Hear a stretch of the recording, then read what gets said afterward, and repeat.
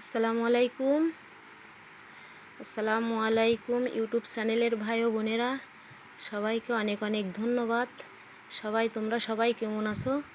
আশা করি অনেক ভালো আছো। আমিও অনেক ভালো আছি তোমাদের দোয়ায়, তোমাদের আশীর্বাদে। আমার ইউটিউব চ্যানেলটা আমি তোমাদের দোয়ায়, তোমাদের আশীর্বাদে চালু করেছি। সবাই আমার ইউটিউব চ্যানেলটার জন্য দোয়া করবে। এবার লাইক, শেয়ার, কমেন্ট করবে। আমি আজকে তোমাদের সঙ্গে চিংড়ি মাছের কাটি কাবাব। এই পৃথিবীর মানুষ তো ভিন্ন ভিন্ন মানুষ, ভিন্ন ভিন্ন রান্না করে, তাই অনেকে অনেক রকম রান্না বান্না করে, যার যেমন পছন্দ সেই সেমন করে।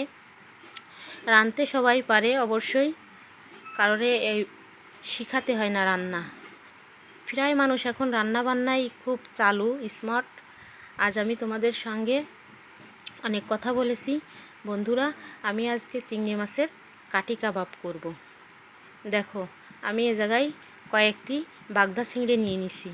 এখন বাগদা চিংড়িগুলো কেটে কুটে ধুয়ে পরিষ্কার করে আমি বাগদা চিংড়ির ভিতরে লম্বা লম্বা করে কিছু শলা ধুয়ে পরিষ্কার করে ভিতরে দিছি, যাতে চিংড়ি মাছটা রান্না করলে কুড়া হয়ে পড়ে, এটা যাতে কুড়া না হয়। এজন্যই সোজা রাখার জন্যই আমি চিংড়ি মাছের ভিতর কিছু কাটি ঢুকিয়ে দিছি। এই যে দেখো, এই যে সোজা করে করে চিংড়ি মাছ, এটা রান্না করলে কুড়া হবে না, সব সময়ের জন্যই সোজা থাকবে। এই যে আমি মশলা মাখিয়ে নিছি। এবার দিয়ে দিচ্ছি কড়াইতে তেল, চিংড়ি মাছগুলো ভেজে নেওয়ার জন্য।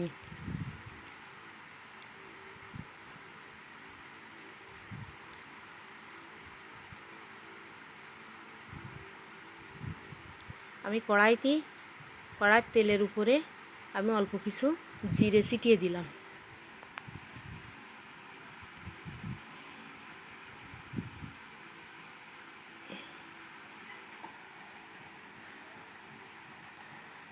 এবার আমি হলুদ লবণ মাখানো, মরিচের গুঁড়ো মাখানো চিংড়ি মাছগুলো তেলের উপরে দিয়ে দিলাম। এখন খুব সুন্দর করে নেড়ে চেড়ে চিংড়ি মাছগুলো আমি ভালো করে ভেজে নেব। দেখো, আমার চিংড়ি মাছগুলো প্রায় ভাজা হয়ে এসেছে। এখন আমি চিংড়ি মাছগুলো একটু কড়া করে ভাজবো।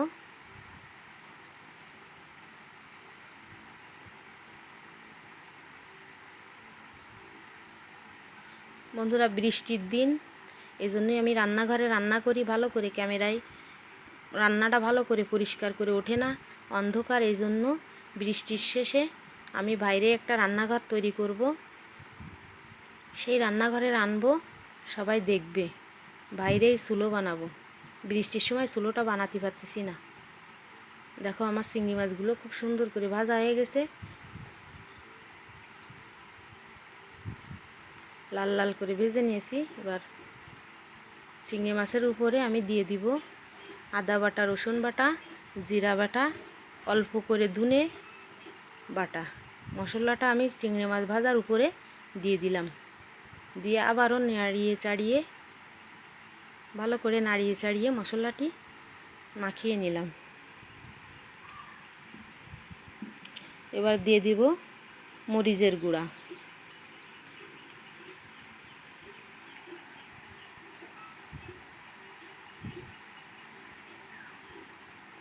দিয়ে দিব হলুদের গুঁড়া,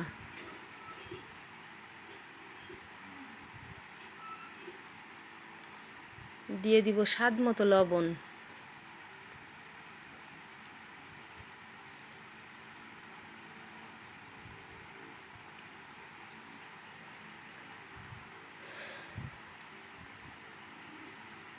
এবারও ভালো করে নাড়িয়ে চাড়িয়ে মিশিয়ে নিলাম।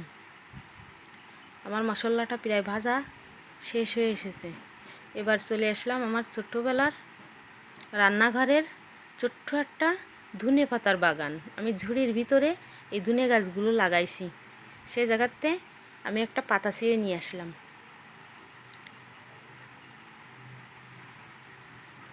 এবার দিয়ে দিব চিংড়ি মাছের ভিতরে অল্প করে ঝোলের পানি।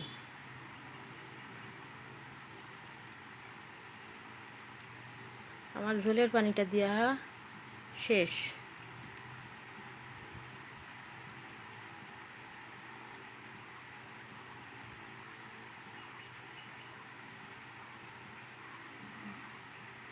আবারও ভালো করে নাড়িয়ে ছাড়িয়ে নিলাম। হাতে লাগলো সেকা।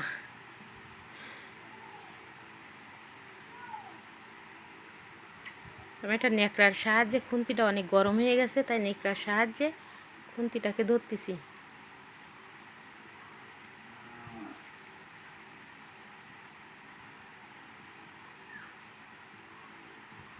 এবার 2 টুকরো কাঁচামরিচ ফাল করে দিয়ে দিব। এবার দিয়ে দিব আমি যে ধনের পাতাটা তুলে নিয়ে আসলাম, ওটা কুচো করে রেখেছি। একটাই পাতা, আমি অল্প একটু তরকারি রান্না করছি, এই জন্য একটা পাতা ছিঁড়ে আনছি।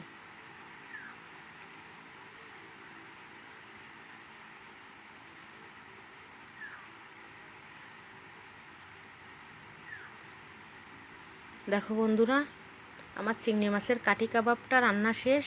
এবার নামিয়ে নিলাম। দেখো চিংড়ি মাছগুলো কুকড়া কুকড়া হয়ে পড়েনি, সোজা আছে, কত সুন্দর। বন্ধুরা, আমার আজকের এই রেসিপিটা যদি ভালো লাগে সবাই একটি কমেন্ট শেয়ার করে দিও।